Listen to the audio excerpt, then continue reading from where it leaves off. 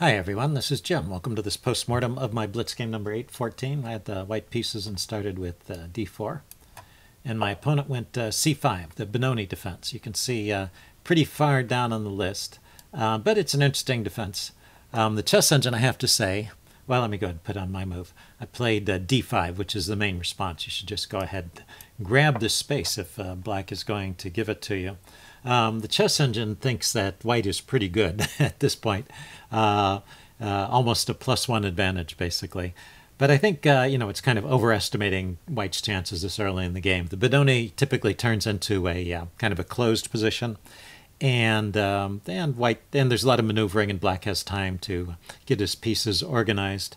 And there's counterattacking chances if white overextends. So I think it's really quite a playable opening. So the chess engine evaluation maybe is a little overblown at this point. Now my opponent, let's see, the main moves here are moves like d6, e5, knight f6. Knight f6 is a good move in almost any case, and g6. So you can see these moves, sometimes they fit together as part of the same system, but e5 has a unique character, and this is the Czech Benoni, where really this is just going for a totally closed center. And later we get to a Czech Benoni, but the normal way to get to it is to play e5 right away. But d6, g6, and knight f6, these other three moves, I can go ahead and put d6 on the board. These are generally part of the same system. E4, the knight comes out to attack it, and the knight comes out to defend, or c4, knight f6, knight f3, followed by e4. Those are ways it can go. Anyway, my opponent played something completely different here. He played queen to c7, and later he transposes into a Czech Benoni by playing e6 and then e5, closing the position. So it has the character of a Czech Benoni, so that's what I called it. But basically after the move queen c7, we're out of the book. So pretty interesting. You can get out of book in only 2 moves if you set your mind to it. Now, the chess engine thinks that this move is not as good as the other main moves, e5 or d6, but as I mentioned, it's the evaluation it gives in white's favor is probably a little overblown. It doesn't seem like black is really going to fall apart immediately. It's going to be a game from here. So anyway, I go with c4. Looks like I played this part okay. He goes e6. I go e4. He goes h6. And it looks like black is playing a little slowly, but still, it's going to be a closed position, and sometimes those slow moves are not such a big deal. Anyway, I develop my knight. He goes a6, knight f3, so I've got 2 pieces out, and he goes d6. So this is when I start to think it's going to be a normal Benoni, because when you see this structure, usually it's followed by e takes d5, and you have a choice of whether to take with the e-pawn or the c-pawn. If you take with the e-pawn, you get a symmetric structure where you have a little more space and an open e-file. But with a single open file, sometimes it's a little simple. Sometimes, you just put all the pieces on the open file, they get traded off, and nothing much happens. So the more interesting way to play is to take with the c-pawn. Gives white an extra center pawn, and you get that typical Benoni structure of these 2 pawns here against these 2 pawns here. But he didn't do any of that. After I played the move bishop to d3, he went e5 and just closed it off. So now we have that Czech Benoni structure. I was wondering in the game whether I should play bishop d3 or bishop e2. The chess engine slightly prefers bishop e2. So, putting the bishop behind the pawns here is maybe a little counterintuitive. But if he were to have traded there, then that's a reasonable post for the bishop, because you always have the idea of pushing that e-pawn forward, or maybe it even gets traded off right away, and that would open up that diagonal for the bishop. So, but anyway, bishop e2 maybe would have been better, because he does have the possibility of just closing it. So we get to this position, and still the chess engine rates white as about +1 better than black. But I would take that with a grain of salt. So we get some normal development here. And now I went knight d2. I think in retrospect, maybe knight to e1 would have been better. I don't often play moves like this, knight e1. I don't think of it. You know, somehow it seems more natural to put the knight on d2 where it's defending the center. You know, it just seems a little closer to the action. But, well, the point is you're going to be moving the knight back anyway. And you don't want to block this bishop if you're trying to get the move f4 in. So the way I played it, knight d2 is maybe a slight mistake. Because, well, we go here. He takes, I take, he goes g6. Typical Benoni move to put the bishop on this diagonal. And here I go f4. And this is not rated as such a big advantage by the chess engine. In fact, it gets down to about even after a couple of moves. So in this position, so with this knight on d2 blocking the bishop, you know, I don't have a minor piece ready to take back with on f4. Now the chess engine would actually switch attention here and go for the break on the other side. I just thought this was interesting to show you how another way that you can play against the Czech Benoni is to, it just puts the knight back here on f3. It says, okay, we're going to leave things safe over here, stable over here, and then put the rook on b1, queen e7, and b4, and just try and break open the queen side. And white has some kind of edge in development. This bishop is going to get into the game pretty quickly, and these two pieces are still a bit out of the action. So a position that favors white, and once again it's that kind of +1 edge. But after this move f4, he takes, and I take back with the rook, and the chess engine rates the position as about even. In fact, it even prefers slightly the move knight f3, and after g5 pushing on with e5, just busting open the center while black's king is still there. And it gives just a slight edge to white in this position, but white is down a pawn. White is sacked a pawn, so it means that it's pretty good compensation for the pawn. So that would be an interesting way to play as well. I thought actually a little bit about that knight f3 move, but after g5, I didn't think of this idea of pushing the e-pawn forward. Anyway, so I ended up just taking. And he goes bishop g7. So anyway, after rook takes f4, the game is in the range of about even. So this often happens when you play one of these openings where you're at a theoretical disadvantage, you know, is some small misstep by your opponent, and things are just even. So let's see. I dropped the rook back to f2 here. I think he was going to, well, I want to bring the knight to f3, and I want to bring the bishop out, and the rook is just in the way there. So, you know, I've had to waste some time there. But I eventually get my pieces to good squares. But all this is about even because it gave black time to get his pieces to good squares. And it went bishop f4. And at this point, let's see, I guess I gave a long sequence here just to show some of the possibilities in black's position. There's an interesting line here the chess engine gives, which maintains equality. 95, my opponent's next move is actually a mistake. I think that's pretty clear. So up to that point, I think it's okay.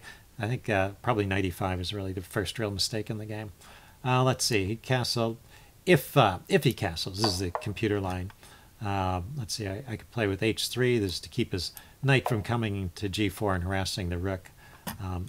He can break on this side. Let's see, this is actually a pawn sack for black. But it's an interesting pawn sack. That's kind of why I wanted to show it. You get this kind of structure with the bishop on this long diagonal and these two pawns over here as targets. This is reminiscent of a Binko gambit, actually. And it's been proven that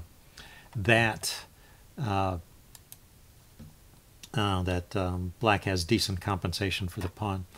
So that's a way to play. Let's see. Yeah, actually, the chess engine recommended taking with the queen here, and knight h5, hitting the bishop. So this h3 move had a second purpose, keeping the knight out of g4 and also giving the bishop a retreat square, so I don't lose that nice dark squared bishop.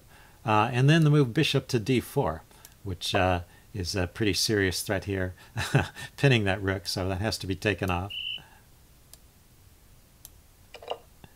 And you know, it's threatening to win the exchange, and now the knight has to find a square.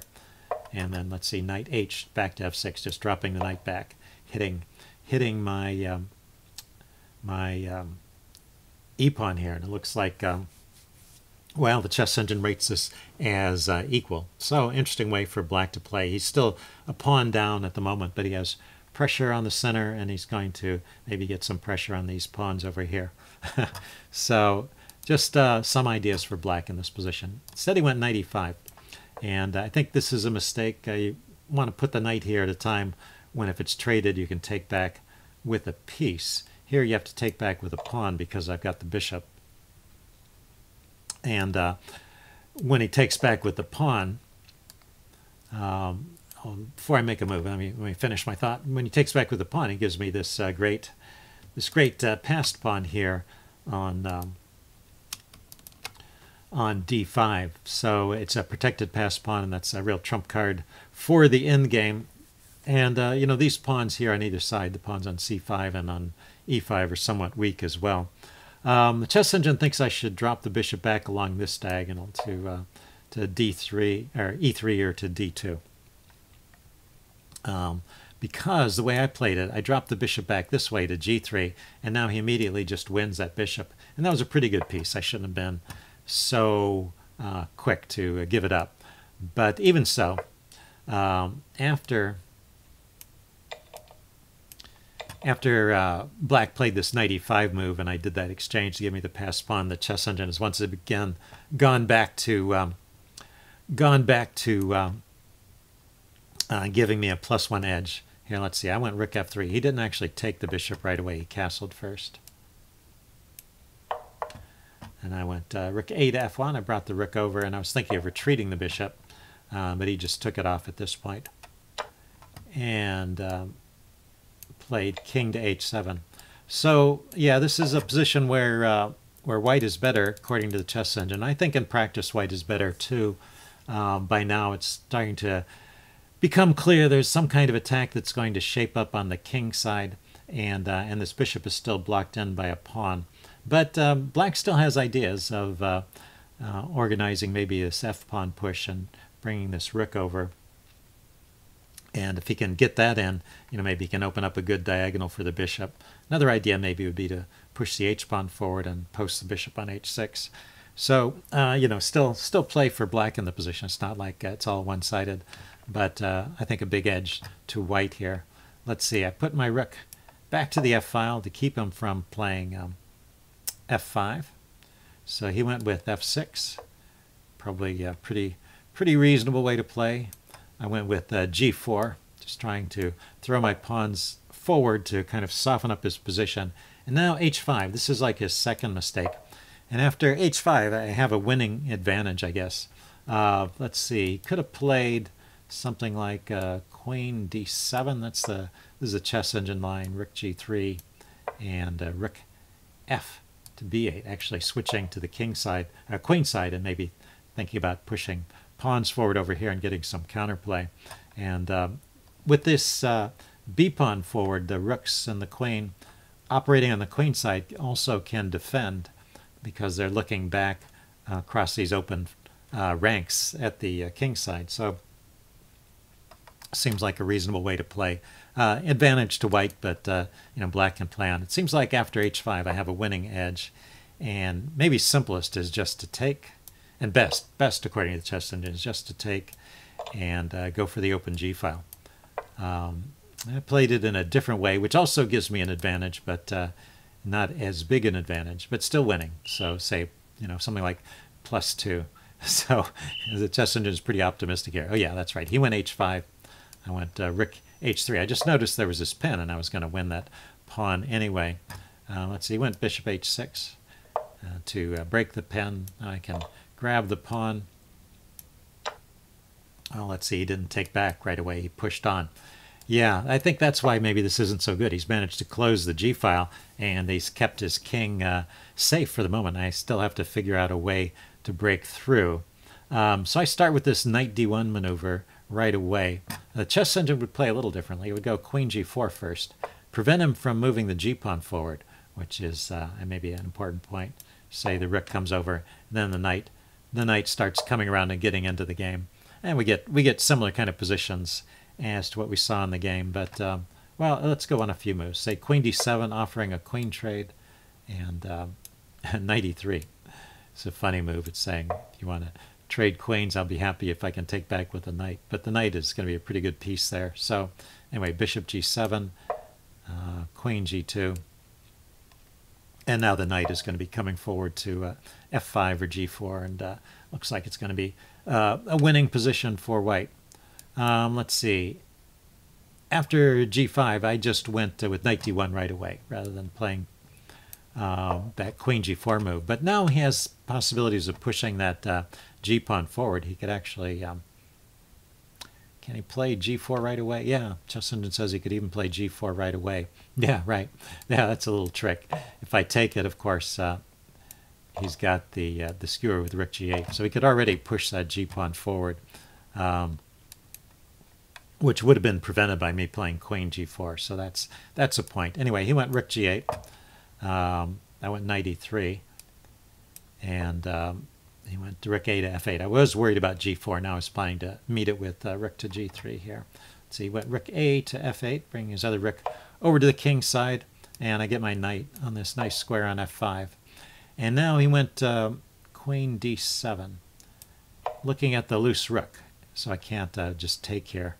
So I play rook g3. Also, the rook on the g file looks good. I'm thinking about maybe pushing the h-pawn forward to try and soften up these pawns around the king side some more.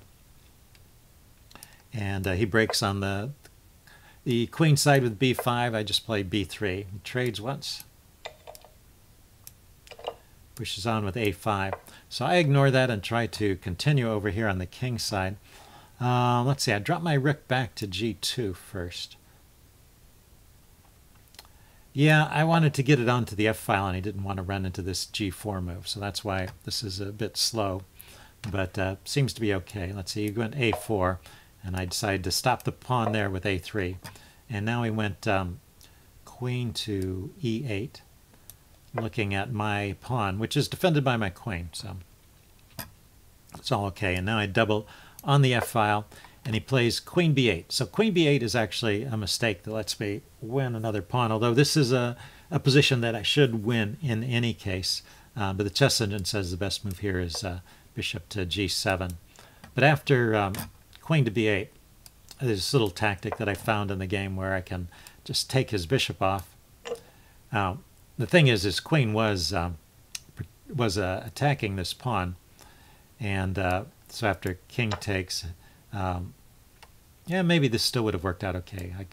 Because this is a check, and so even if his queen was attacking the pawn, the king would still have to go back. Yeah, okay. So this probably queen b8 wasn't too much of a mistake. It's just a position that's losing for black basically, and he goes king g7, and so here I make my first really significant mistake. I should have gone queen f1. I went queen f2, doubling on the f-file, which makes sense. It's the right thing to do. I've got this open f-file which I can totally dominate, and his king is over here with not enough material around it. So this is totally winning. But the way to do this is to play queen f1 so that there's no check. So queen f2 is my first real mistake in this game. He goes queen b1 check. He spots this right away. And then, I almost moved king g2. This is still maybe a slight edge for white, but this is very... the king has to go up here, according to the Chess Engine at least. And this is how the Chess Engine would play, and it thinks that white has an advantage. But, well, it's a rook and pawn endgame, and the advantage, I guess, white has is that all of black's pawns are isolated, whereas they do have one past protected pawn, but he has one passed pawn as well. Anyway, it's complicated enough that black might have better chances there. So anyway, I found the right move here. Queen f1 is the correct response. And then he played, not that, he played queen takes e4. Basically, everything loses at this point, so why not grab a pawn? So right here, I was a little low on time, and I moved too quickly. I mean, actually, I spent time trying to figure it out. I just couldn't figure it out. But I got kind of locked in. This is one of the things that happens to me. I got locked in on a variation that is not the correct variation. I just spent too much time trying to make that work instead of looking for alternatives. But there is a pretty simple winning plan from here. So why don't you, and I did have 1 minute and 24 seconds left on the clock. So see if you can find the win from this point in 1 minute and 24 seconds. That's your challenge. And you're a better Blitz player than me.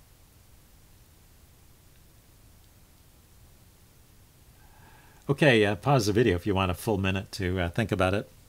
Okay, the best move at this point is rook to g6. And to avoid a quick mate, black actually has to take the rook. So with a queen versus a rook, I'm going to count that as a pretty simple win, even in Blitz. There's all these loose pawns that the queen can scoop up, so it shouldn't be too much trouble. And if the king tries to avoid the